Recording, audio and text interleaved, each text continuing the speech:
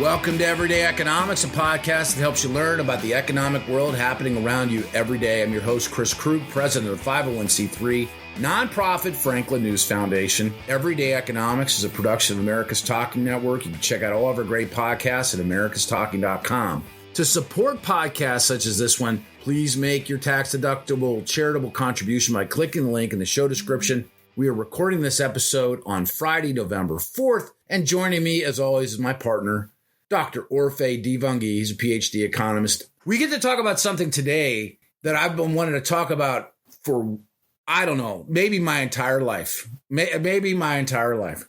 You sent me a link, and it was to a piece that basically asked the question, why are married men working so much, even though their wives' earnings now contribute more to household income than in the 70s, for example? Is the way that you would phrase it to me. I think if you're a married guy out there, you realize that you're doing a heck of a lot more work than you used to when you were single. Whether you're working hard at your job, or you're taking out the garbage, you're doing the dishes, you're putting the kids to bed, you're reading them stories. Yes. And I feel, honestly, personally, I feel like I'm doing way more than my dad ever did.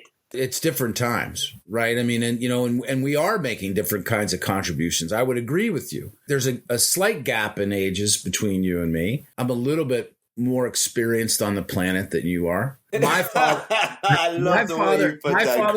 my father was born in the 1940s. Yours was not. And the bottom line is, I think about the things that my father did, and it wasn't exactly like he came home and my mom was waiting there for, with a martini for him, and they gave him his slippers, and they put his dinner jacket on and sat down at the table like Leave It to Beaver or something like that. But I think about the things that I do in addition to work, with cooking and cleaning and chauffeuring children to where they need to go, no matter what time of the day it might be. Yeah, I think that there's a little bit, maybe dads in particular need better PR. It's unbelievable, right? How much work men now do around the household. And look, let's be honest. Women still do most of the work. Yes. Okay, like if you look at the American Time Use Survey data.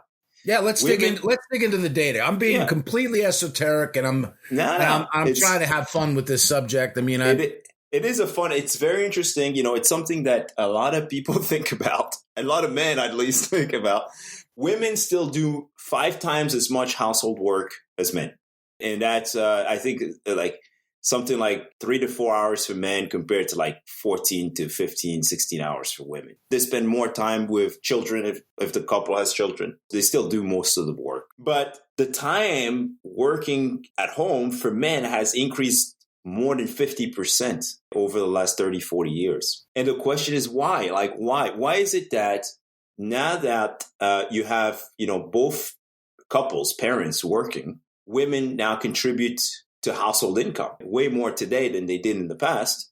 Why is it that we're richer and we're working more? And why is it that we have that much more to do? Is it a factor of, we could probably talk about this forever, but we live in bigger homes. We probably, from an activity standpoint, certainly our children have schedules that are like very different from the schedules that we had as children. Our schedules and the things that are available for us to go and do with our free time and our disposable incomes, really, even if you live in the most bug-tussled town in USA, they're virtually limitless. Mm-hmm. There's no shortage of things for us to do, and there's no end to the places where we can spend our time or our money. Is that a factor in the way the numbers and this data? Yeah, well, we don't have more to do, right? We have a ton of new technologies that have come out and helped us. It's just that we shouldn't be working more relative to women, should we? And in terms of the change, the relative changes over time. There's a potentially good explanation for this. And I got to give credit where credit's due. This is actually one of my favorite economists who's worked on this topic.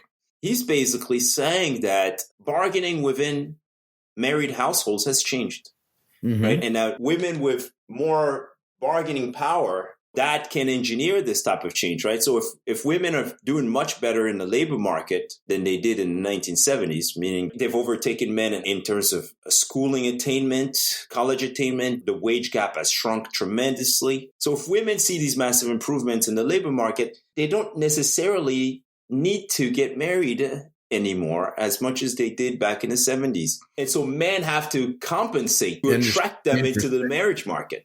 Interesting. Right? Whose research is this, Orphe? This is my former research advisor back in grad school, a guy named John Knowles, really, really, really talented economist, who basically demonstrated that this change in the bargaining position of women, of men and women, right, is consistent with why men work so much more than they did back then. And so, I guess the question for our listeners is, do women control a larger share of household resources? Is a larger share of household wealth spent on the wife? I would love to hear from the listeners, if they can tell us whether or not this is actually the case, that women now, that they feel that their spouses have more bargaining power than they do. I feel like it's certainly the case in my household where, I'm doing a lot of work. I'm doing the dishes. I'm doing a lot of stuff that I didn't see my parents doing. And so it's interesting, my dad doing it. It's really interesting to ask those questions to our parents and say, hey, were you spending fewer resources on your spouse back in those days? I don't know. I think it's an interesting topic. It's an interesting question to just be able to compare married life today with what married life used to be like in the 70s. I'll bring it to a point here. Right? So, this weekend or the next opportunity you have with your spouse and you're cuddled up under the blanket listening to everyday economics.